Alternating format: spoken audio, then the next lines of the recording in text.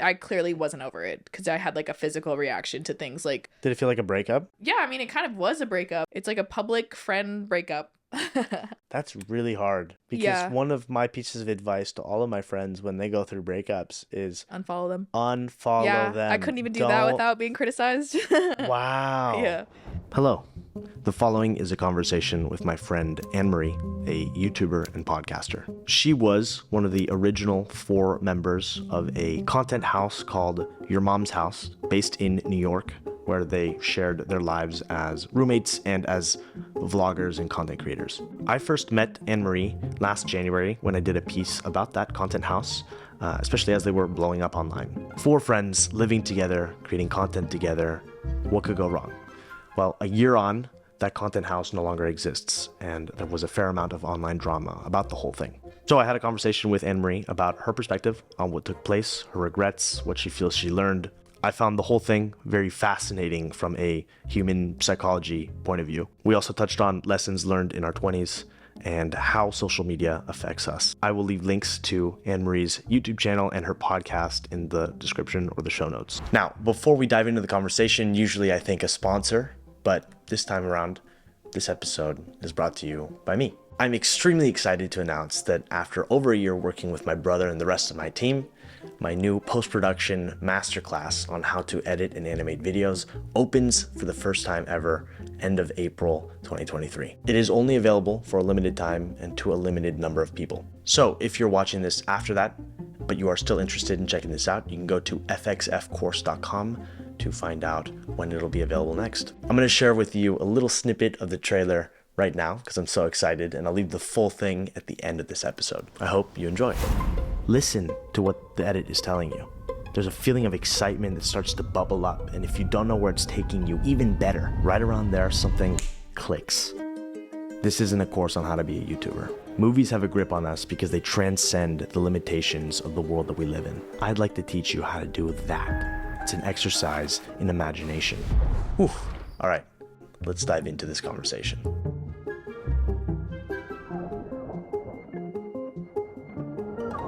We met a little over a year ago. Yes.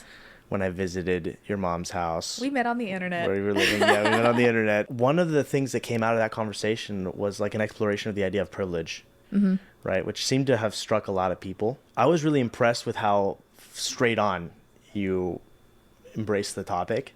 Yeah. Because I think for a lot of people, the second you say the word privilege, they're like, well, and they're trying to show all the ways that they have like points for not being privileged. Yeah. But there's something really refreshing about being self-aware, right? Yeah. I was really impressed by that when we were talking about it a year ago. And then the reaction in that video from people being like, oh, this is great, was kind of reaffirmed how I felt about it. But I was wondering if that was like how intentional that is, or if that was like just this is how I am. I think I always try to be very transparent on the internet. Yeah. Because I am a very bad liar. Yeah. And so I just can't lie. But I think the privilege discussion is just something that I have been thinking about. Yeah. For a long time at that point in time. Right. So I'm just like, yes, I've been thinking of this. This is my perspective on it. Yeah. And even like, I think it's just like in high school, I went to like public high school in Anchorage, Alaska. You have like all different walks of life there. And it's like you go to your friend's house and you're like, oh, they don't live in a nice neighborhood like I do. Like not everyone is on an equal playing field. And I don't want like someone to look at my YouTube, because YouTube is even like a privileged thing. Like at least when I started, it was like 10 years ago, you needed a camera. You need the time to be able to like learn how to edit a video, or like the education in school. Like I actually learned in elementary school. My 5th grade teacher taught us how to edit and do stop motion. Wow. Yeah. That's I kind of over incredible. everything, I think. Holy cow. Miss Calton board. But those are all kind of privileges, and I think social media is such a comparison game. Yeah. Where I just want to be clear. It's like, I don't know, like not everyone's starting on the same page. Yeah. So don't feel bad. I think people get defensive when the word comes up, right? Like, oh, you're privileged. It's like people feel like they're getting silenced. But I think if you just kind of don't try to hide away from that, or pretend it's not there, I think people respond very positively. It's like, okay, that's refreshing. Thanks for not pretending that this dynamic isn't taking place, right? That's a good observation, because I think it's also kind of I'm kind of scared of that topic and to talk about it. So I'm just trying to talk about it as like openly and as totally as possible. Totally. Yeah, I mean, is... I sometimes, people will tell me like, I'll get comments, being like, don't forget that you're super lucky. And I really try not to take any of that stuff like defensively, because they're totally right. They're totally right. And some people will use privilege as like a, they're out of touch sort of thing. But I think my big conclusion from our conversation a year ago was that it's really better to not hide away from the realities. And I know the world is a very unfair place. And pretending that it isn't just makes it worse in some ways, I think it's dishonest. And honestly, like, I think it's interesting though, even if you mention, I laughed because when you mention the word privilege, like, people have a visceral response to it now. Did you? Not at first, because this is like a conversation, I think, like when I was doing college vlogs, like I was at USC, that's like University of Spoiled Children. Like that was like, that's what people call it. And it's like, you can find like that. It's true. Like you can find those types of people there. You can find like all types of people there. But that was like a big just discussion that I had on my channel and like an awareness, because I did have like some friends who like even growing up would have their parents pay for their college and just pretend that they were paying for it. And I'm like, if that's not true, I don't understand why you have to like say that, I guess, or just pretend. Well, the interesting thing about this is that there's not much of it's like a newer thing. Like, of course, the discussion of different classes is as old as time, but now there's an awareness. Well, the visibility that the internet has introduced, it's so visible. Yeah, that's so true. That I think people are struggling in many ways to come to terms with like how to manage this sort of thing, or what they should share, what they shouldn't. Yeah, exactly. Because you can always accidentally cross a line, and then all of a sudden it's too much. Yeah, and you can't take it back once you put it online. I felt that like sharing how much money I make on the internet, or the whole process of getting my apartment and whatnot, it was a real challenge to really try to be as vulnerable and open as possible, in a way that's also doesn't come across as like being a piece of shit, like being sensitive. And I feel I did as good a job as I possibly can. That information is now publicly available out there, and you can't take it back. So it's always like a little bit of a leap. But then on the flip side, there's people that always seem to appreciate that sort of thing. That they like the transparency. So it's always like a fine line navigating all of that. It really is. It's hard. It's hard to know like what to do. How do you know when to share something or not share? Because you've been pretty transparent about your life. You know? And you said something the other day that really struck with me. I mentioned this to you again, actually, like a day or two ago, about how social media doesn't seem to be conducive to being like a well-rounded person. Is that how you put it? I do. I say like social media doesn't help like contribute to a well-rounded person.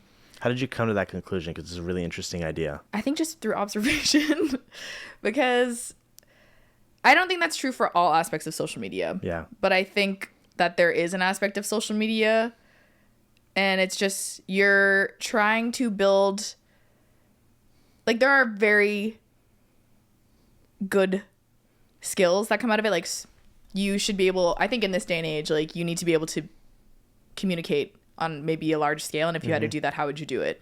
Probably a video. Like, this is a very useful tool for communication. But it's the way that it's being channeled sometimes, or chased, or like the motive, I guess. I think I like brought like 5 different tops and like bottoms to wear in New York, and I've just been rotating through the whatever wardrobe.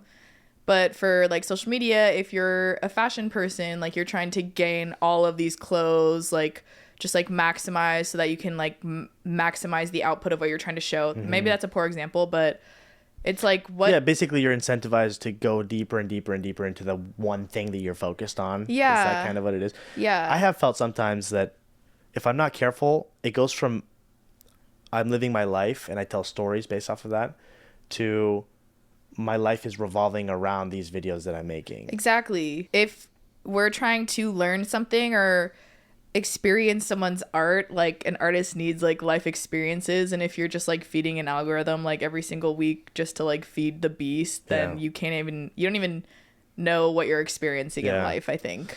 This has been informed by your experience hanging out with influencers, or your own life, or both? I think you could even just like, even the, like, if you look at TikTok and you look at like dancers on TikTok and how that translates into real life, like, you're dancing for like, this is, I feel like I sound like a hater, but it's just like, just picture it, like you're dancing for like a phone, you know? And then like how that translates into real life, and you see it in real life. Like I went to a smart water influencer event, and it was like a paid event, so you're paid to be there and post about it. And I'm just like looking around the room, and it's just like everyone's just like performing for the camera because that's what they're paid to do. But it's like if you're in a room with real people, that doesn't like allow for the, you know, interconnection of real people. It's like you post on your phone, you prioritize you being here so that you get the best like video or like whatever. That doesn't like create a well-rounded like contributing member to society for the things that we value, like, you know, being able to talk to someone or approach them or have a good conversation connection, feel seen and heard, that kind of stuff. Totally. I mean, I actually took that idea in a little bit of a different direction. I was just thinking about how much bandwidth this can take, where it feels like I don't have that too. I don't have energy for living. If I'm not for living, for like just learning about other things that are not related to the things I'm making, you know? And becoming more aware of that has been huge for me. Like, I don't want to live like that, you know, where all of my energy is going into this one thing, and I've got nothing left for other facets of life. You know? And then when it's about your life too, that's just like more confusing. I think this is partially a reflection of the world that we live in, but I feel it particularly in the US. It's crazy how competitive things are here and how fast paced they are. Really? You think that's the difference? I do feel, well, we are in New York right now, so you know, it's particularly intense here. But it does seem like things are so efficient, so like you could just order the food or whatever, that so much time is cut out. And I think the thinking is often, oh, I'll save time doing this, spending more money doing this so I can make more money doing the thing that I'm good at. Yeah, I totally feel that here. And that's a cycle that leads to a super imbalanced way of life. Completely. If that makes sense, you know? So I don't know. Don't you feel a difference between here and Alaska? Like, what do you do in Alaska, you know, when you're hanging out over there? Because there's definitely, I mean, you're not going to have the same number of museums and, right? No, like it is influencer interesting events. because I do totally feel that when I'm here. I'm just like, okay, like I'll like get, like I had our old housekeeper Merlin come like meal prep with me, and I'm like, that's amazing because it saves time being here, so I'm willing to like spend money to save time. But in Alaska, I'm like, I eat in, like I like at home every day. We're here, I'm just like, I can justify things. It does. And then it's like, it's just like a lifestyle inflation. So then you're just like constantly, that's why I think it's so interesting. I just did a podcast with my sister and we were talking about this because when I was living here, I was paying $3,000 a month, and I was making a lot more on my YouTube than I ever had before. But that's such a feeling that you have to just constantly keep up with, where when I moved home, I was able to actually like save the money that I was making. I think I bought into that idea of like, oh, well, I'm spending more, but it's an investment, you know, in growing things. And that can sometimes work, but sometimes it can just go off the rails, you know? And sometimes it feels like, wow, the value I place on money is decreasing, if that makes sense. Like you're becoming jaded. Kind of like, it's like, oh, whatever, you know, $3,000 in rent a month is a ton, you know? It's a ton, And yes, there's more opportunities here to make more money, but it does feel like, I don't know. I feel like things can quickly spin out of control when things move at that speed. I agree. Yeah. That's why I love going to like Alaska.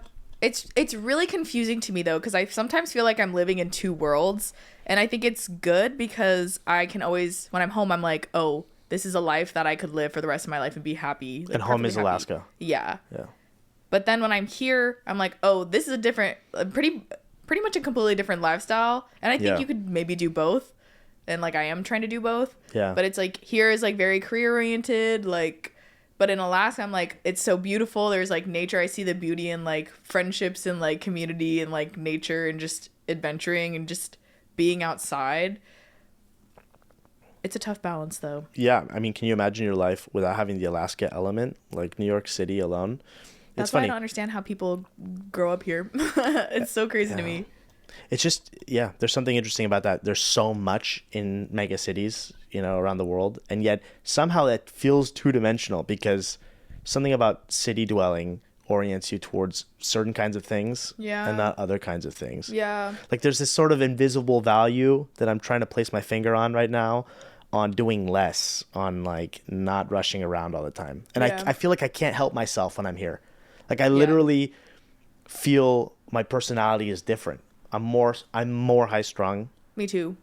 I'm more, and I don't know if it's because I'm picking up on what's going on around me. I think you're totally onto something because when I first get here, I just like I think I pick up on a lot of people's energies too, where I'm starting to finally learn that of myself, that I like really am affected by other people's energies, so I just need to lay the boundaries. Yeah. And you witnessed me doing that. Like, I was so drained the first time I saw you. You were so wiped out. Yeah. And then I was kind of laughing because I was on the high of just getting here. Because it is a high, too. And it's a total high. The first week was great. And then a few days later, I'm just like, I completely understand what you went through because I am so wiped right now. Yeah. No, I think it really is a thing.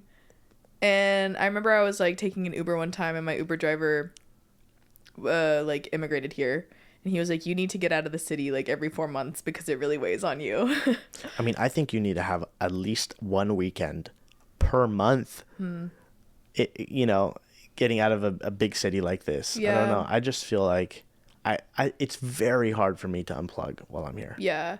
There's like constant noise, especially where you're staying. Yeah. There was like noise every morning, like starting at 5 a.m. Yeah. Like that's crazy. I wear earplugs. Yeah, so do I. That's a life hack in New York.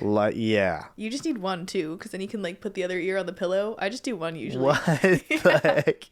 Because what if there's like a murderer? Don't you flip or over? Something? Don't you toss over like one side? Yeah, but then I just like usually it's quiet enough at that hour. Did you say what if there's a murderer? Yeah. What if there's like an intruder in your house? You can't hear them because the earplugs work too well. So you're not very relaxed when you go to sleep. I mean, I think it's just the nature of being a girl. You have to think about those things. Yeah. I was watching some feng shui channel on YouTube, and they're like, this is how you orient the room feng shui, like optimal feng shui. And he's like, if the murderer comes in this way. Like, it's actually like people's brain just goes to that. Oh my God. So it's like you can't have your like head just by the door because if the murderer comes in, it's gonna get you. Oh my God. You know what is crazy though? What? I tried to remind myself this, but like I don't often think about, from my first person perspective, the female experience walking around in a city. Mm-hmm. But I will tell you, walking around in New York versus, you know, my normal life in Europe, I feel less safe. And I think it's because of all of the talk of like mass shootings and everything. Mm-hmm. It's weird. Like I find myself looking over my shoulder more, even though probably the likelihood is extremely low. It's just sad how often we hear about that sort of thing, you know? We're on the Lower East Side right now, and it hasn't been snowing. Yeah. So I don't even take the subways anymore because I just don't like. Sometimes you don't you'll be feel in the safe? subway. I had no problem when I was first living here. I would take it all the time by myself, but now I've been like. There have been times where I'm just taking the subway. It just like stops in the middle of the ground. And you're just like, what if there's like an emergency? I would just die here. Yeah. Yeah. I don't feel super safe taking the subways. And my like, you know, all the news that people hear, like my parents are like, oh, be really safe in New York. Yeah. Like, don't take the subways. Like, good, you're not taking the subways. Like, they don't even want me to take the subways. Dang. Yeah.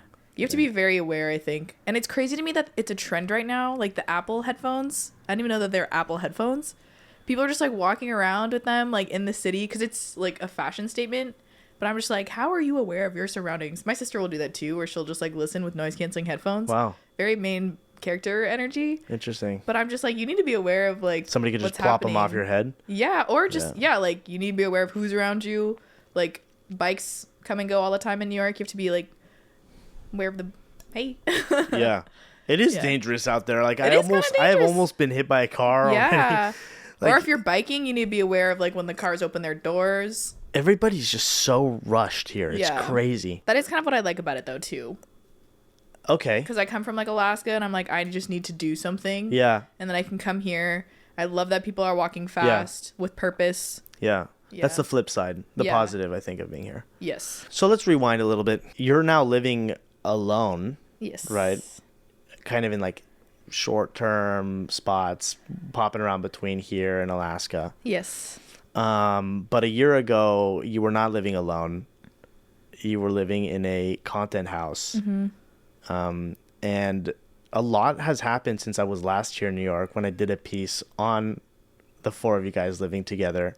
Yeah, you were actually probably the first person to do like a video with us, right? Yeah. So can you want to briefly explain what it was? Yeah, so I was a part of a content house called Your Mom's House. And it was basically just 4 creators. We all came together. We were all just like, let's live together. I moved to New York. We all moved to New York City for that. And we were in this like kind of massive apartment in Tribeca. How many square feet was it? It was gigantic. 5,000 square feet. Elliot Joy has a giant apartment. That was the first line in our BuzzFeed article. And it was giant. Like, every single person who came in was just like, this place is unreal. Like, it was a movie setting, you know? It was. I gotta say that, I mean, one, you guys were smashing it on social media. Yeah, we were It killing was it. very abnormal. Like, the Yes. numbers were ridiculous. Ridiculous. Hundreds of thousands, if not millions of views, all of you, on a week in, week out basis. Yeah. But it also, like, there seemed to be a lot of chemistry, you know? And it was, I could not stop thinking about how close you guys got to real life friends, like the sitcom Friends. That's funny because before I moved to New York, I was doing this thing called Alaska Friends. And I was like, guys, we'll be NYC Friends. And like, I would tag everyone under NYC Friends. So that was what I was trying to manifest. Even though I have not watched all of Friends. But everyone like really did liken us to the real life Friends. Yeah, or How I Met Your Mother or whatever, honestly. Yeah. And I think a lot of people have a real attraction to that idea. It's such an attractive idea. Yes. I mean, even for me, at that time, I didn't Yeah. have my apartment in Paris. Yeah. And I was feeling, there's definitely moments of loneliness where I'm like, damn, I'd love to live with friends and have fun and do projects together all the time. Yeah. You know? But it's a little bit, what I'm coming to see now is that it's a little bit of a unrealistic idea because there comes with a whole other side to things. Yeah. And a year on, that content house doesn't exist anymore. I don't know what it is. Like, I don't know if it's unrealistic. Like, I would like to think that that's still a possibility because I think anytime you get, I always say this, anytime you get a group of creative, like motivated people together, I think magical things happen. Like, I will attend events on that. Like, if I'm just like, if there are people who like to think and do creative things, you get them together, cool stuff will happen. And I would like to think that that would happen in the future. Like, I don't think it's unrealistic to think that that can't happen. I think you all just need to be like aligned on the same values and like maybe have the same mission in mind. Yeah. But it is also just hard. Like, we're living in a day and age where like we're growing up on the internet. That's like a whole nother layer that you have to like navigate through. Like, none of us know what we're doing or like what the response is gonna be, or like you get a huge response from like a very dedicated group of people, and it's like you still see them as like human beings even though like you might not get along all the time. So you're just like, what's to keep for myself and like what's to keep for my public image. Right. And the lines got blurry.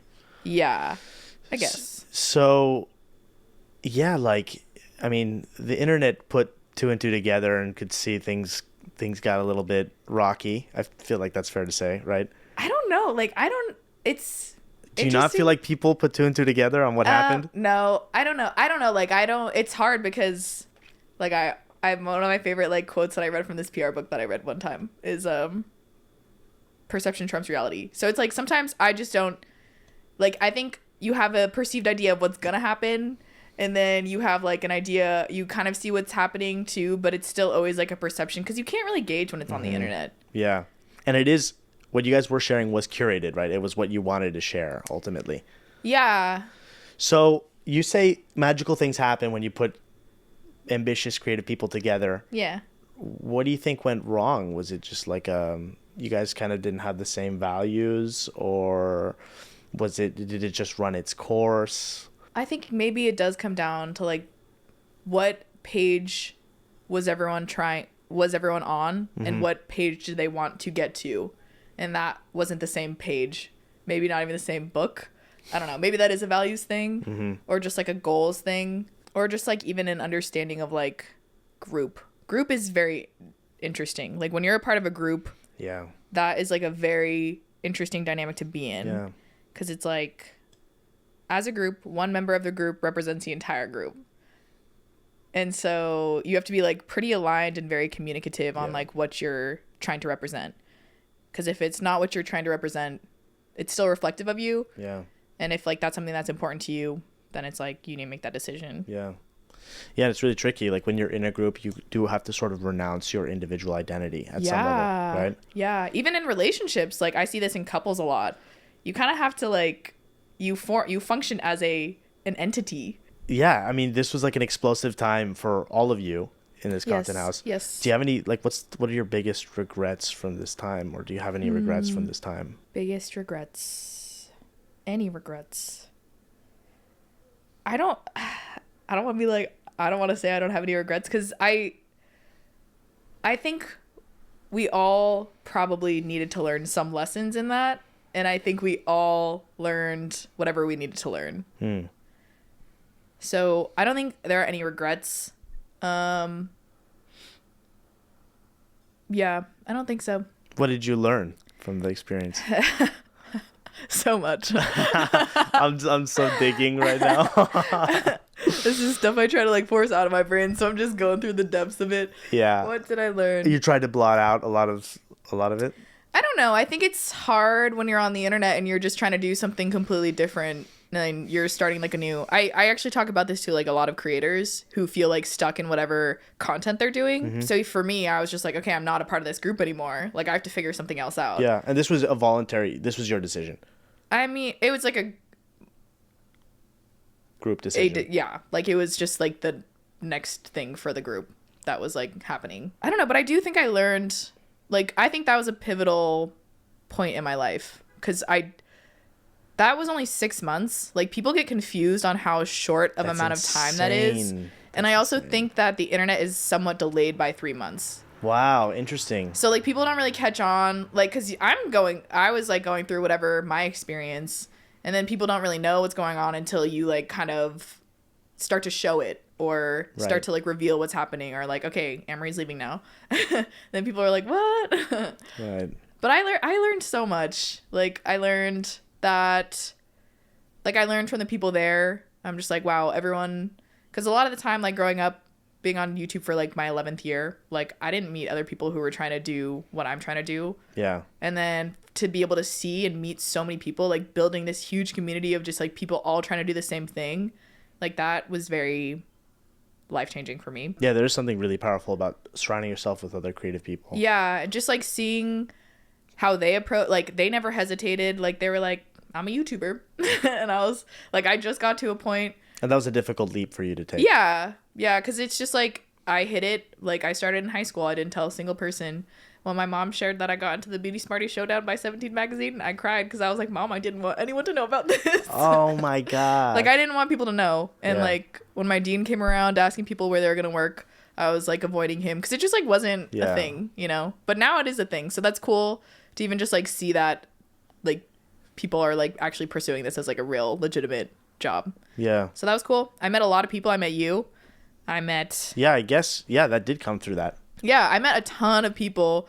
And even like when I was like, okay, this is unfortunately probably not going to like be working long term. Yeah. I was still really grateful for like all the opportunities, and just like the people want to be involved in a community. Mm-hmm. And I really do think that that's what I was trying to help build at your mom's house. Mm-hmm. Like people liked coming to our space, and like I loved that people like love to be there. Yeah.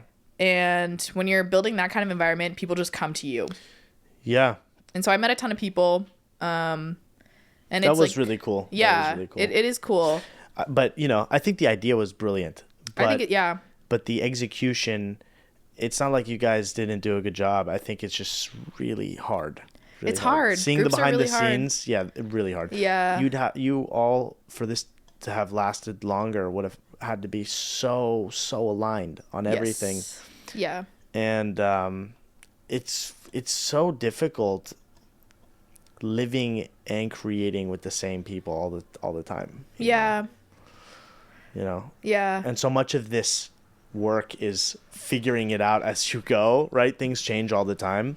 Yeah. So there's like an instability to that. But would you do anything differently if you could? Honestly, I told this to my sister because I started a podcast, but I was like, one of the lessons that I've learned, it's like, okay, if you want to do something, you just kind of have to do it. And then if people want to join you, it's going to have to be by their own will. So for me, I've loved podcasts. I wanted to start a podcast. Yeah. We started one together. And then that kind of was just like, okay, this is not working. Like, start one on your own. But before The podcast you guys did together wasn't working? Yeah, because the house like fell apart. Right. But it was working from like a numerical standpoint. Oh, yeah. Yeah. Okay, so when I was asking, I really wanted to start a podcast with my sister, though, prior, like, to any of this. And she kind of, like, also helped me realize that lesson. But I was like, if we ever do get into business, I would want us to do therapy together or something. Because... Interesting. People, I think just in general, like, I think I'm a good communicator, but it's like, I'm not a very good communicator. Yeah. Like, I think people just generally are not the best communicators, or it's something that everyone could work on. Yeah. And so I think I would honestly require, if we're working in that capacity, like we're working together every single day, like our careers are kind of reliant on each other. Yeah. Like you need extreme trust in a person. Right. And like really transparent communication. Yeah. I would require like, I don't even attend therapy, but like I would force us to go to like therapy. So you would have signed everyone up to therapy in hindsight. Why not? Low-key, yeah. Even in foresight, like I told my sister, I was like, if we're doing a podcast together, we would have to have a way to communicate. Like, yeah, maybe therapy. Do you think that's what happened? There wasn't good communication at the end of the day, and that's sort of what led to things ending? I think so. Maybe just like a lack of communication, or maybe it was just like too late by the time we all like tried, and you just like have this kind of like beast that is like social media. Just kind of like, if you're posting on a every week basis, like you have to make decisions fast. You need to get that person out of there if it's not working. I mean, the weekly basis thing is nuts. Yeah. Because that's like, if you're doing your video plus you're appearing in 3 other videos or 2 other videos a week, that's so many and videos. then trying to do like a podcast, and then it's like, just, did you guys have someone scheduling everything? No. There should have been someone scheduling everybody's schedules, you know? Yeah. And then if like people aren't on time, then it's just like there's like a professionalism thing, but it's like, yeah, it's just too much of a blend of like living together, working together, scheduling together for 4 people. Mm-hmm. But I think, yeah, I mean, with a schedule and like some good communication, I think it could work. Yeah. What advice do you have on navigating online drama? Because it's always very tricky tough. And everyone has an opinion on what happened, and right, like who's right, who's wrong. This is something that I don't have a good answer for, because but of everyone in the house, you're the one that has been the least swept up in the chaos of things, right? Is that fair to say? I think so. Here's my motto, and it's like sometimes I don't like talk about like dating or whatever, because I respect, the most important thing in my life is my relationships. Mm-hmm. So I emphasize and place that over everything. So it's like I won't talk about like my previous like boyfriends or like share personal stories like that, because I think it's out of like respect for that person. I think if you're always trying to treat that person with like respect, then maybe you won't always. But that's my dilemma, is like, it's a fine balance between like sharing my voice and like clear, sharing, feeling confident in what I can say or can't say, mm-hmm. and not feeling like censored or like I can't tell my story. Right. So it's kind of a fine balance, because like I'll always prioritize my relationships, but is that doing me a disservice by not like sharing my truth? Yeah. Or whatever? I don't know. Yeah, that's a great philosophy to follow, except it becomes very difficult when other people lack respect for you. Yeah. And that was kind of like, that was definitely a thing that I was like, okay, like I'm ready to share my truth and like I'll stand up for myself, mm-hmm. but it's like I was like, okay, here are my boundaries. Mm-hmm. These are my internet boundaries. And do you feel those boundaries were respected? Yeah. That's good. Has it been difficult moving on from that 6-month crazy phase of your life? I think it took me like, honestly, probably just as long to just be like, okay, what am I doing next? Because Processing everything. yeah, like processing everything, just processing a whole new life, because you're doing this thing that you're doing every single day. It's working really well. You're like, okay, this is an idea of like, we all had these like future plans. Right. And then it's just like, okay. And then it's also the internet. It's like so public and everything. Yeah. Every little move is scrutinized. Just wanting to do the right thing and like wanting to be respectful and just like putting that pressure, I guess, on myself. Yeah. Yeah, it took like, I just didn't really know what to do. Did you have a moment of clarity when you were like, okay, I think this has run its course for me? Yeah. Honestly, I feel like every single time I come back to New York, it's a new checkpoint. Yeah. Where I can really clearly see how I'm doing and like the progress that I've made. Mm-hmm. Like the first time I came back, I was staying at Elena's. I was pretty sad. I always felt very lonely. I was like... You were feeling lonely staying at her place? There was no one else there. I was the only one. Oh, gotcha. She wasn't there. Yeah. I was going to say, that's one of the ways to feel less lonely Yeah. in New York is stay with friends if you can. It's a totally different experience. Yeah. Because New York can be very lonely if you don't have that. The thing with New York, though, is like your friends who do live there, they get overwhelmed with the friends staying with them sometimes. Yeah, no, totally. That's the problem with having a place in an in-demand city like this. Yeah, yeah. So when you came back, you felt lonely, and it was sort of like a... So how much afterwards was this? I think I came back like immediately after I moved out because I wanted to finish up. Like I had like all these video plans, like whatever. I was just starting to work with my management, so I had sponsorships that like some of which I like canceled because I was just like, I don't know what to do anymore. Yeah, so this was abrupt. Yeah, yeah. It wasn't like in my plan, really. I was like, my plan was just like to live there for a year and create content in a content house for a year. Right. So yeah, the first time I came back to New York, I was like, felt very lonely, and I felt like kind of I clearly wasn't over it because I had like a physical reaction to things like. Did it feel like a breakup? Yeah, I mean, it kind of was a breakup. It's like a public friend breakup. Wow, that's so hard. Yeah, and then it's like, you know, you see them like post together, whatever, and you're just like, oh, that's... So it's just like, you have to just really do your own thing. That's so visible. Yeah. Wow, that's really hard. Because one of my pieces of advice to all of my friends when they go through breakups is... Unfollow them. Unfollow them. I couldn't even do that without being criticized. Wow. Yeah. Because then it's... But you did? Did you eventually unfollow? Just for space? I think we all unfollow each other now. You all unfollowed each other? Yeah. But it took... I think I was the last to... I don't know. I think I was the last to unfollow everyone. But I think it's just probably for the best of everyone, honestly. Like... Yeah. That's brutal to be still seeing... It's so unnatural. It right? is, If you think about the concept of a breakup, it's like, okay, we're splitting ways. Then to continue to see their face or their whatever, their life as they do things. Yeah. There's something about that. And then as a group, you're always like associated together. So like, I don't actually really, I think I've dissociated, like I have dissociated and just like from the group. Yeah.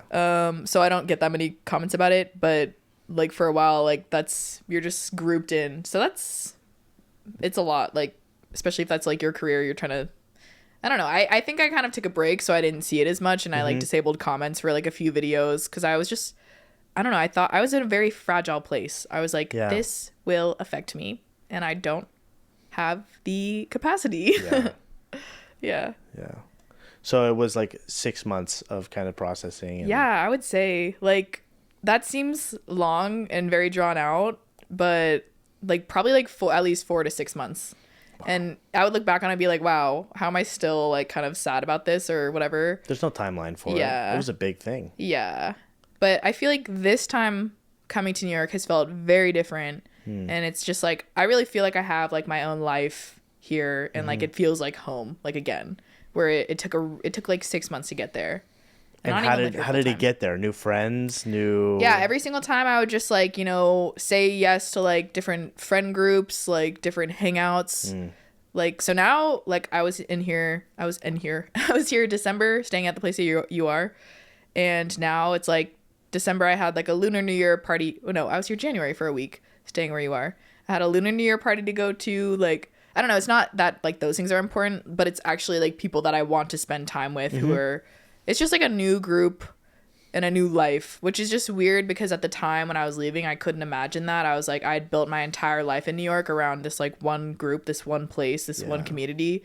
And now it just like feels like completely different. Yeah. Where that's kind of like amazing though. I think it shows the adaptability of human beings, right? It does take time. Yeah. Breakups happen, but you can reconstruct your life. Yeah. You know? But considering how intense all that stuff was, like, would you have still gone through the experience for like the life lessons maybe that you got out of it? Yeah, for sure. Yeah. Like 1,000%. I learned so much about myself, so much about like everything. Yeah. Do you think you'll ever have like roommates again? That you'll like make things with? I think so. Like, I don't know. I'm a very like, I think the worst thing that came from that, it closed me off to people and I felt like I couldn't trust people very much. Interesting. Oh, when things fell apart. Yeah. But I'm a people person. Like I love people. Yeah. So I think I will always, like, the reason why I work at all is because it's usually like I work best with other people I can't just work for myself by myself. Right. Like it has to be with other people. So I will probably do that again. Like, yeah. And I welcome that and I hope that it'll go really well. Yeah. But yeah, I think I always want to work with people. I think one thing that really struck me, because I saw all of you guys together when I was there last Yeah, what were January. your thoughts? How did you want to share some thoughts? I mean, what were your observations? Obviously, like I wasn't there for everything that has happened. And in some ways, I mean, in many ways, it's none of my business, you know? That being said, like we're friends too. Yeah. So when something like this affects a friend, I feel for the friend, you know? But I did find it fascinating from like a human psychology point of view. Mm-hmm. Like the way as the content house kind of fell apart, mm-hmm. the way people would pick teams. Yeah, that is the weirdest thing to me. That is crazy. Well, I mean, it makes total sense. It makes sense based off of how everything was handled. Yeah. You know, but the fact that needed to happen, it didn't surprise me because I see that in human nature. Yeah. But it can be so violent in many ways because of the magnitude too, the numbers inflating everything as well, right? Yeah. And it must feel so strange as people that you don't know are debating. Yeah. Like in the comments, it's probably really on Reddit, weird. like it's probably all over the place. It's a bizarre concept because even when I was removed from it, just like reading things about like people that you know and like a situation that you're directly involved in and just seeing like the analysis and just being like, wow, people really dove real deep. Yeah, it's weird. It's bizarre. And it is kind of funny that I did my video about all of you guys last year and it was about friendship, mm-hmm. but it was also about how seeing things, you should not believe what you see on the internet. Perception trumps reality. You should not believe what you see on the internet because it's so curated and so edited. And even for me, like I try so hard to be as honest as possible about my experiences, but I am also trying to create a beautiful experience, and we live in an attention economy, and there's certain things I don't want to share, right? Even for me, who, I live in the world of content creation and whatnot, it's shocking the disparity between what we see on the internet and what really goes on in real life. It's interesting because even for like friends that I have who they'll like talk about a YouTuber that they've never met before and they're like, I don't think I like them. And I'm like, how do you know that? Yeah. I'm just like, you would never know that until you know them in person. Yeah. I think. I don't know. And people are just like, well, it's just a feeling. Yeah. Well, you're wrong, honestly, because I have done that. On multiple occasions, I've been judgy. I will own it. Good for you. I've been like, no, they're not cool or whatever. Yeah. They rub me the wrong way. And then I met that person in real life. I guess I've had the good fortune of being able to do that, considering what I do. Yeah. And I'm wrong. I'm wrong. The person's really nice, like asking questions or giving me their time or whatever. Yeah. I'm like, damn, why was I judging this person? Was that insecurity? I don't know why we do that. Like, I feel like I don't know. I think like I've never like idolized like a celebrity or whatever, because I think that you just never know how they would treat you until you're like right in front of them. Yeah. And that should play a part in your judgment on them of how Yeah. they treat other people, I guess. Yeah. In my opinion. So this was like a crash course in psychology, Is it over? Oh, like what's going on right now? Or what do you mean? Oh, wait. We were talking about my experience. Yeah, your experience. That's what. You're like, oh, the podcast is done. I thought it was done. I was funny. like, oh, we were just getting started. Yeah, I'm still like, I'm trying to like get whatever I can out of you Okay. about this topic. You have to keep that in. I just think that I just think it's fascinating. You know, it's like It was fascinating, honestly. Like, and there's and we both share this. I think there's a certain level of frustration about what can be said behind the scenes and what can be said publicly, right? yeah, it's like, it's tough for me because it's like I don't know.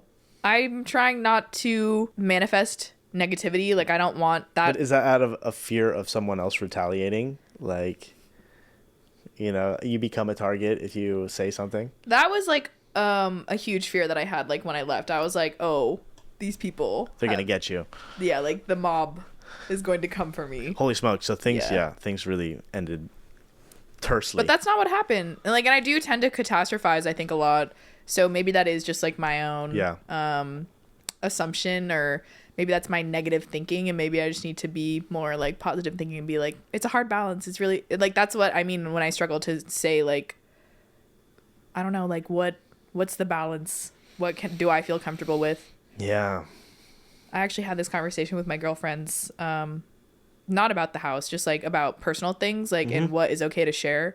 And we got in this whole discussion. It was Kath Rout, Tiffany Ferguson, and we were talking, and Shelby Church, and we were all talking about how, like, what is the line of like what you can share or can't, especially since we're all like on YouTube sharing. Yeah. We started talking about Taylor Swift and how she just like talks about all of her relationships. Yeah, and gets judged. But to me, that is So kind of much about intrusive it. because it's like that's a, I don't know. It's really hard for me to balance. I don't know how to navigate it. Do you feel there's a double standard against women? I do think that may play a big role in it. Because like even my mom, she I think is like a very classy lady, and she's just like, she instills that in me to just, you know, like stay positive on the internet. Like you don't need to share like that negativity. And I am grateful for that, because I think at the end of the day, as long as you could be proud of like what you did or did not do, like how you have affected like people, your friends, I don't know. As long as you can be like okay with that for yourself, then that's good. And like, I think I'm okay with myself. Yeah, but this goes a level beyond for women, right? This kind of goes back to the conversation we were having earlier about safety in the metro. Yeah. I feel that women have a heightened degree of cautiousness on what they share on the internet, because it can literally be dangerous. Yes. Do you feel that? Yeah, I talk a lot about that with some women are very cognizant of that, and they're very maybe aware, like me maybe. You think you're overly cautious? I don't know if it's overly cautious or if it's just like you can never be too careful, because it's like, yeah, we are putting our entire lives on the internet for everyone to see. Like, we don't get the same screening back. Yeah. But yeah, also women get criticized more. Like, I think like if you look at even comments, women are heavily criticized like in their comments for doing like, where guys have kind of much more leeway in what they put in the things that they do, I think, on the internet sometimes. The world's unfair. Do you think about that a lot? That it's unfair? Yeah. I have a really good life, and like I feel very lucky, so like in a way that's unfair, I guess. Yeah. So I do think of that concept. It's kind of like the privilege thing. But I think I'm finally at a point where it's like, okay, if you have something that you're blessed with, you can use it for good too. So I don't know if I can ask you this, but what? Do you think you guys will ever be friends again? I'm referring to you and Elliot. And okay. Kelly Yeah, I knew that. Okay. I could see it happening. I don't know. I don't know. I would have some conditions, but I think the appeal to us was that we genuinely were a good group of friends. That's like, we had a great time. Like, we undeniably enjoyed each other's company. Yeah. For a good chunk of time. Yeah. I could see that. I could see that when I visited. Yeah. So Maybe it was the pressure to monetize that or make it a big thing or do it week in, week out that placed too much strain on things. Yeah, like I think there are just like so many factors, and it's just like human learning. Yeah. And also it's just like everyone in the house. I'm 27 now. I was 25 when I moved in. Everyone else is 22, 21, Right. 22. So There's a bit of an age gap. yeah, but it's also just like the age where you learn, like your 20s are just where you learn these things, like where you learn your values or where you have those experiences that like help shape how you want to like act in the future. Yeah. So I think Totally. it's just a I mean, learning look, period. friendships, even when when you're not working together, are hard. Yeah. They're complicated. I've had falling outs with friends. Yeah. Harkening all the way back to like middle school, elementary school. Yeah. I had a friend in middle school who was Mormon. Me too. Really? Yeah, one of my best friends is Mormon. So are there a lot of Mormons in Alaska? There's a pretty decent like Mormon community, surprisingly. Okay, interesting. Yeah. Okay. Sorry. Go.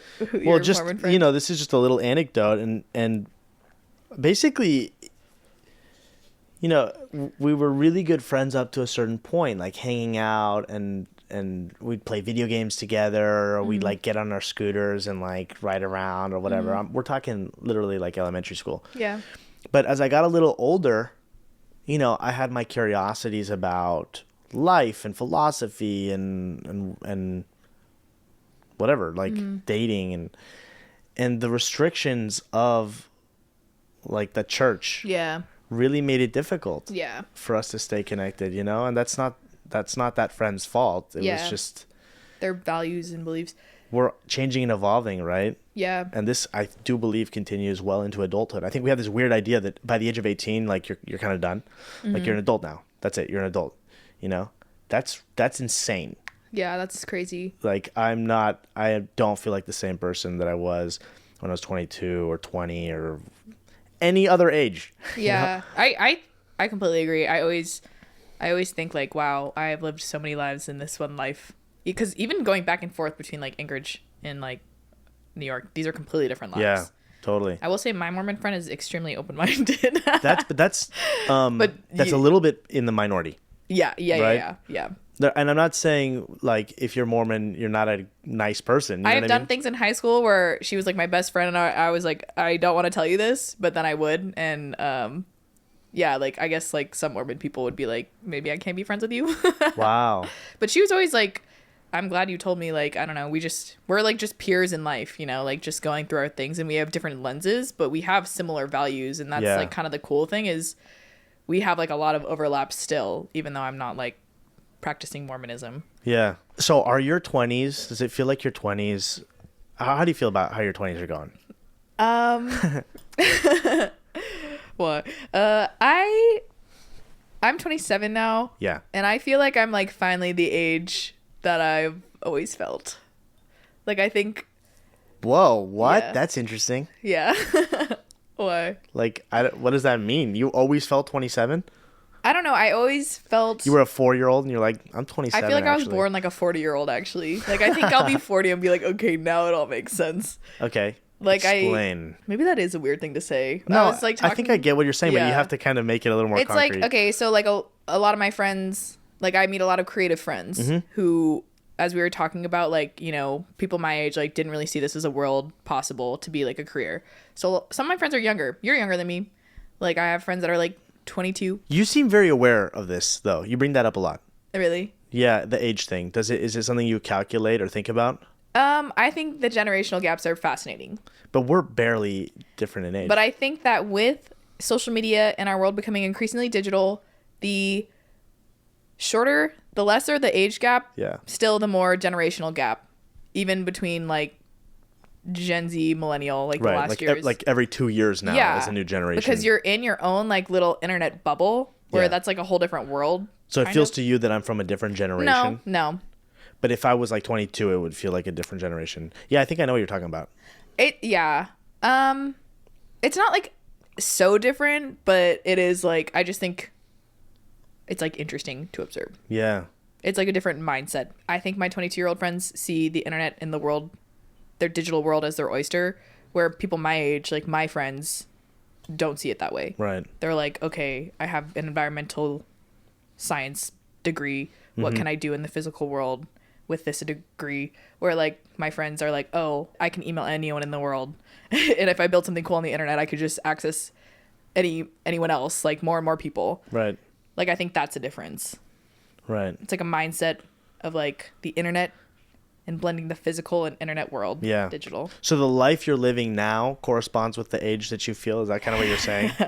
Well, I just feel like now that I have like some younger friends, they'll be like, oh, Annemarie knows what she's talking about because she's been around. So it's like the status. Yeah. Or just like the age or like the, Yeah. like I've been on YouTube for 11 years now. I've seen like some cycles where people, like if I were like 22-year-old and I was like, oh, this is my observation. But I'm also like, I think I'm very like observational. Yeah. But, you know, I think people just give me more credit now or something. Yeah. Where I'm like, I like the age that I'm at. Do you feel good about how your 20s have gone?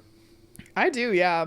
Like, I think again, like, it just depends on, like, what your values are. Yeah. Like, I really value, like, my family and, like, relationships. And it's, like, the pandemic allowed me to, like, be with my parents for, like, 2 years where, like, maybe if I was more career focused, I like wouldn't have been able to live with them at that point in time. Right. I don't know. I think I've had like a really cool like 20s experience, and I haven't made a bunch of money, but like I still feel like I'm like in the beginning of my career. So it's not like something that I'm like overly concerned with. I think I just kind of got over some like weird money issues that I had psychologically. I think kind of maybe that's like half the battle for some like of the artists. Like, what do you mean? I think people view money weird. Sometimes some people, a lot of artistic people. Not just a lot of artistic people. I think yeah, everyone has some sort of emotional trigger with money. Yeah. But what were your hangups, if you don't mind? If we can go there. Sure. I think I just like just a weird view. Like I don't want to say I thought I saw it as evil because I didn't, but like now dirty? Yeah, or it's just like, why do I want or need money? Or like why me? And it actually really wasn't until I moved to New York and I saw this graffiti on the wall that was like, money looks better in my possession. Oh. Because it's like, whoa. Yeah, right? Whoa. That right? is a super American. That feels super American. Well, if you think of it in like, that is. If you're like a generous person and you have a lot of money and you're still going to be a generous person, that looks like money is maybe better in your hands than like a person who's just greedy and like takes and spends all for themselves. So this graffiti sign changed your view of things? Kind of. Wow. I mean, I'm sure it was like an evolution, but. And you felt like, okay, you know what? It's okay for me to make money. Yeah, because then and I mean, I also like was making my videos. I was doing everything myself, and then. Yeah. And then I was like, oh, I can hire an editor and do this like faster. Oh, if I hire an editor, I can like support her. Yeah. Like it pays her. Oh, I can pay my intern. Yeah. Instead of just like asking them to do like I wouldn't. You know, you could just actually support. Like money can do things for other people too. Definitely. Where I think I just saw it as like very selfish. Like, oh, money is. I don't know if I saw it selfish. Just had a weird. I don't think I understood my relationship with money before, but I think it was more negative before. Where now I'm just like, oh, I can see the value that it can bring. Yeah. I think we all have hang-ups with money. Yeah. But it is interesting that it feels like American society does not judge you as much for, like, I don't see the word greed used often against like a small business owner who's like hiring people or whatever. It's like usually people are like, go for it, you know? Greed is a word more applied to like, I don't know, Wall Street or CEOs or whatever.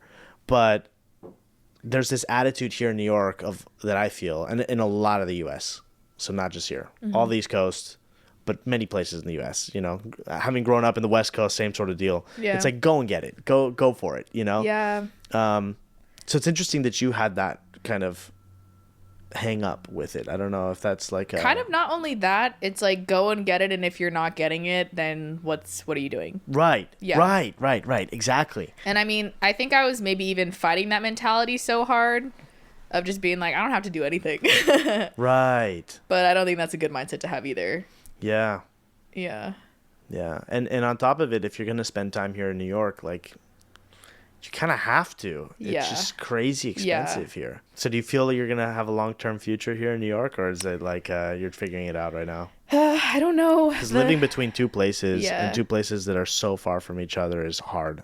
It is hard. Like, I've been thinking of that a lot more recently because I also think it's hard. It's hard in every way. Like, you're always leaving someone or something. Like, even my friends, I think, like, it's just, I don't think it's sustainable, but it's working for me right now. Because it's like, if I'm thinking, I'm 27, I would like to have, like, kids within, like, in my 30s. Yeah. It's like, this is the time that I could be, like, the most independent. I'm, like, not in a relationship. Right. I'm just, like, I'm, like, I can do whatever I want right now. And that's not always going to be the case. Do you feel pressure on that point of like wanting kids? Are you like, well, are you doing the mental calculation? Like, I'm going to give myself 3 more years, or I don't know. I do kind of do the mental calculation. Really? And I don't put a lot of pressure on myself, but there are some points in time where like I'll have a conversation or like someone will, cause I don't know. I think I've kind of always had the mental calculation of like, oh, by this time, like, I'm going to focus on my career. By this time, I'll focus on, like, dating. Like, my 25, 26, 27, I was like, I don't need to be dating. Like, I've already done a lot of dating. Like, I'm focusing on my career. So I think, like, maybe my next era, I can't say that, like, I won't be putting pressure on myself because who knows by that time. But I feel like I've been pretty good about it. Well, New York's not the place to be then. Yeah. I've heard that the ratio, Elena was telling me about this, the ratio 3-to-1 apparently of like eligible young. Yeah. There's way more single women here than single really? men. Yeah. Have you not heard about this? Oh, no, I have heard that. I thought I heard the opposite of what you're saying. I feel like every woman is walking around repeating this fact. Like everyone I've talked to is bringing this up to me like, this is so unfair. This is so hard, you know. Dang. But I dating haven't in general tried dating is really hard. here. I have found myself in dates. I've been bamboozled into dates. So I don't know. But I don't know. I love New York, but I'm like, maybe there's like some other places that I can check out too. Yeah, I don't totally. know. Yeah, it's weird that you know, I feel like we're told like, oh no, you have endless time to do whatever you want, you know, and you can figure that out later. But there comes a point where you do have to think about. I don't feel that way. Like, I mean, I think there are chunks of time, and you should like live abundantly in those chunks of time. Yeah. And that's kind of like what maybe is, there's like kind of a sadness to that too, because it will end. But that's life. Yeah. You know, life isn't, we're not in Neverland. Yeah. You know, but people want to live in Neverland. Yeah. And this is where a lot of the urgency I feel for things comes up. And then that's the other extreme, right? Being overly urgent takes you completely out of the moment as well. Yeah. And I'm rushing around stressing and not enjoying the moment because I'm so caught up in all the things I have to do by a certain point. But that is born out of this idea that my time here will be over before I know it. Mm-hmm. And it's going so damn fast. I've already lived a quarter of a century. It's like, where the hell did that go? It's crazy. Yeah. You know? It's crazy how quickly it was 14 months ago that I was here last and we were talking, you know? So that's insane. 14 months. It went like. That's crazy. But you're not worrying about it too much right now. You're just like, it's like a vague, distant thought. The idea of family, kids, whatever comes next. I think I'm entering my era of that being. Oh, it's in like my it's brewing. Yeah. Like I was like early 20s. I really wanted to date. And then that was kind of my evolution of like, okay, you need to channel this somewhere. Right. Like into your career, whatever. Yeah. And then I was like mid 20s. I mean, I'm still definitely working on my career. That's like still a huge focus of mine. But like I wasn't like dating or anything. And now I'm like actively like, okay, I'm open to dating. Like, because I think that needs to happen. Yeah. Eventually if the next steps are like that. So what is it? It's like a feeling bubbling up of like a maternal biological thing? feeling. Maybe. Do you think that's what's going on? I've actually thought about this. This is really interesting that you bring this up because I was just like, why do I sometimes have so much energy?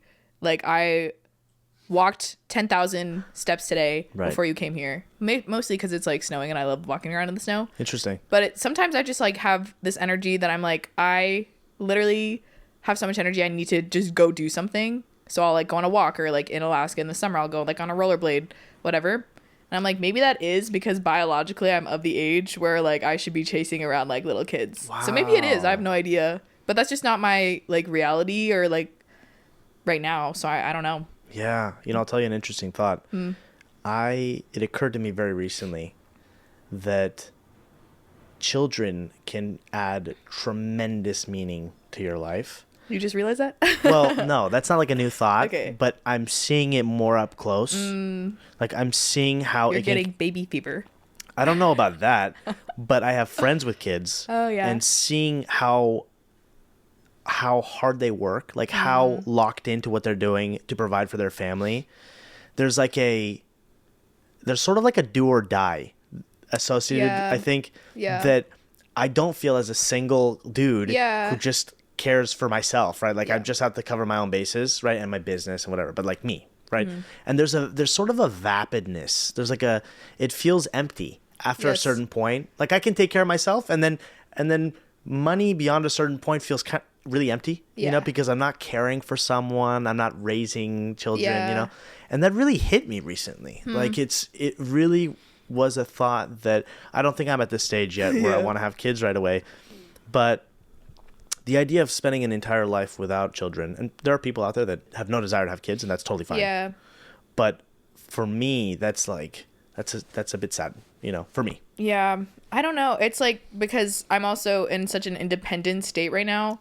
Right. Like I truly am just doing things. Like I see my parents a lot. Like I'll go visit them a lot. Like I think I'm very involved in like my family and my friends. Yeah. Like I think I try to be there for people. Yeah. But like my life, yeah, it's like so independent. Like I'm doing Yeah. everything because I want to. Like I'm coming to New York Yeah. because it's like I'm trying to advance my career. It's like all about me basically. But does it ever get to the point where it feels too independent? Because that's the thing that I've been thinking about.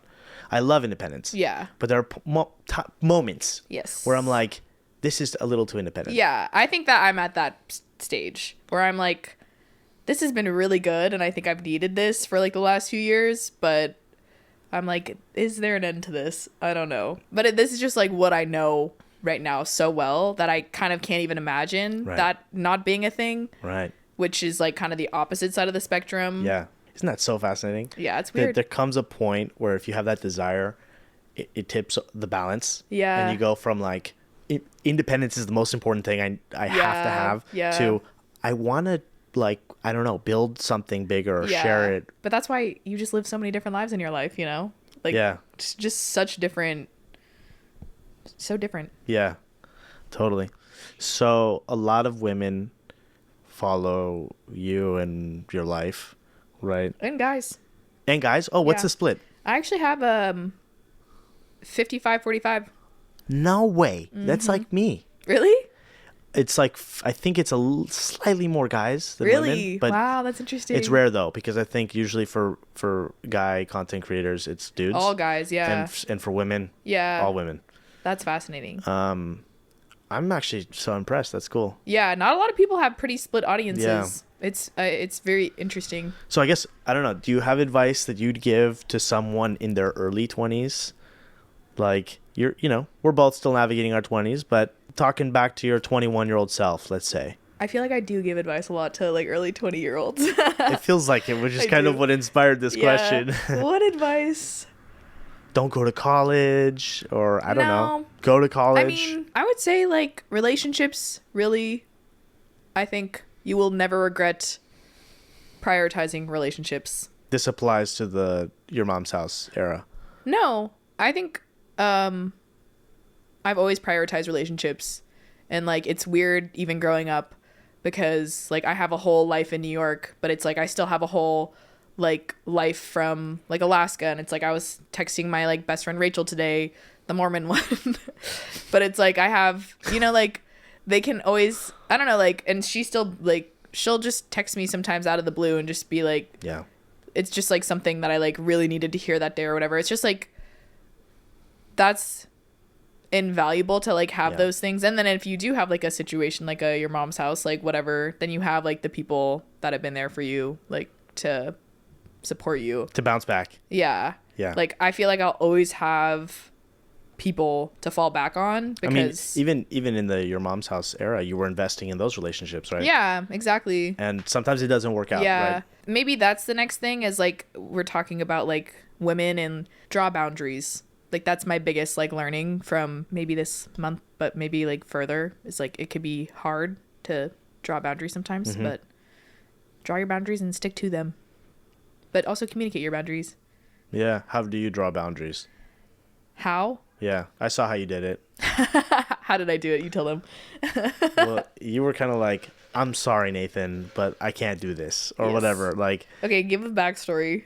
I'm gonna out you now. what did I ask you? If I could crash on this couch, probably. Yeah. I was so motivated to not like rent even one night in a hotel during my time here in New York. And to be honest with you, it was amazing. It's always made me uncomfortable asking this of people. Yeah. But it's part of the give and take. And I think what comes with that is like, you know, for all the people that received me, I will happily receive them in my place in Paris. And that brings me a lot of joy.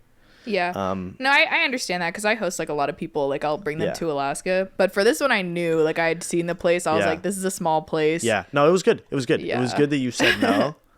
I helped you find a place, and then you were like, hey, You did. I know I'm asking for a third time, but then I was like, okay, this is my boundary that I will need to clearly draw, I guess. And that was good. That was great. It is hard to draw boundaries though, right? Like you don't want, I always am afraid that people are not going to like me. Yeah. And it's like, it is hard to, like, I always want to say yes to people, but then it's like after a certain point when it takes away from your energy and you have like, you're starting to resent like giving up your energy because you just gave too much, then it's like you're not being a good person for allowing someone to disturb your whatever boundaries. Thank you so much for doing this with me. I really enjoyed it. Thank you. And I always appreciate your honesty and your transparency. And it's been cool to connect and reconnect actually after so much time. So yeah. You too. Thank you. Also, fun fact, you go by Nathan. Yeah. To your friends. Yeah. So the big reveal right now. The scoop. Yeah. It's Nathan. I like how you felt a need to add that at the end. I think that's fascinating. Like, I think that's crazy. Why is that fascinating? I don't know. It's just like a little inside, like, whoa. Well, not anymore. Someone's name is so, like, personal. Yeah. You know? But it's no longer an inside thing anymore if you've shared it publicly with the whole world. It creates mystique. You're like, now Nathan is mystique. I like how he's multifaceted. What is it? Dark and mysterious. Yes.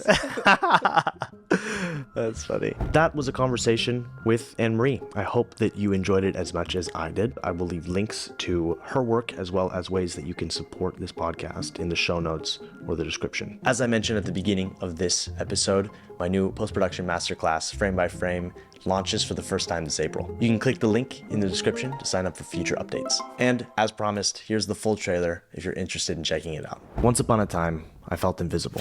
I wanted to be understood. I wanted to reach people, and I didn't know how. Hi, YouTube. And, yeah, this video's useless. See, that's what you call a hook, a doorway into an interesting story. Language is how humans communicate. Centuries ago, it was only through language that merchants that would travel to far-off lands could trade their goods, and through trade, wealth multiplied. Today, it isn't naval routes and long stretches of countryside that connect us. It's the World Wide Web. The reason I wanted to make this is because I wanted to share the incredible power of becoming fluent in the language of the internet, and that language is video. Unlock that doorway, and the internet becomes a place of abundance. You can reach millions or billions. It's a skill that I built my entire career on. And it's a skill that has never been more in demand in history. Just like how developing the ability to speak allows someone to better organize their thoughts. Editing is a sort of thinking, but about life and how we process information, how we navigate experiences. Listen to what the edit is telling you. There's a feeling of excitement that starts to bubble up, and if you don't know where it's taking you, even better, right around there, something clicks. This isn't a course on how to be a YouTuber. Movies have a grip on us because they transcend the limitations of the world that we live in. I'd like to teach you how to do that. It's an exercise in imagination. But you want to know a secret? The epic animations in my videos, I don't even know how to do them, and I've never learned. It's my brother Sky that makes them. He's a professional animator, and he's going to be teaching this masterclass with me. Because when you have a message to share, you do everything in your power to take the viewer on the journey. And I've also got the help of my lead editor, Lucas. What I've learned after reaching millions of people on YouTube is that there are levels of depth in the impact that you can make. And at the deepest levels, you can change how someone sees the world. But to tell stories that impact others, the process of telling that story has to transform you. How you see the world has to change. There's a connection there. And if it isn't there, people will feel it because it isn't real. That is how you take something that would be purely transactional and turn it into something transformational. When placed just right, the sum becomes far greater than the parts. But to do that, you must understand on every level the materials that you're working with intimately. This is Frame by Frame.